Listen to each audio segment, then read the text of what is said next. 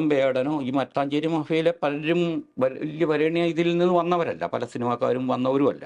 അല്ലെങ്കിൽ ജാതി പിന്തുണ അവർക്കില്ല, വലിയ ജാതിക്കാരുടെ പിന്തുണയില്ല, അതൊന്നുമില്ല. അവരൊക്കെ കഷ്ടപ്പെട്ട് പണിയെടുത്ത് ഉണ്ടാക്കി സമൂഹത്തിൽ പലതരത്തിലുള്ള ഒരു പുതിയൊരു ഇതുണ്ടാക്കിയതാണ്. മൂലധന വ്യവസ്ഥയുടെ അകത്ത് ഫൈറ്റ് ചെയ്ത് വന്ന് സ്വന്തമായിട്ട് ആസ്തി ഉണ്ടാക്കിയവരാണ്, ഇമാജിനേഷൻ ഉണ്ടാക്കിയവരാണ്. അതുപോലെ വേടൻ്റെ ആണെങ്കിൽ ഞാൻ ആദ്യം സൂചിപ്പിച്ച കേരള സമൂഹത്തിലുണ്ടായിരുന്ന പുതിയ ദലിത് ധാരകളടക്കമുള്ളവ ഉണ്ടാക്കിയ പലതരത്തിലുള്ള സാംസ്കാരിക, രാഷ്ട്രീയ, ബൗദ്ധിക ബോധമണ്ഡലങ്ങളിൽ മാറ്റങ്ങൾ വരുത്തിയിട്ടുണ്ട്.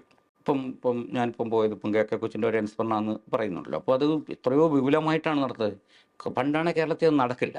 കാരണം ദലിതനായ ഒരു നേതാവ് ദലിതരുടെ ഒരാളാണെന്ന് കണക്കാക്കുന്നു.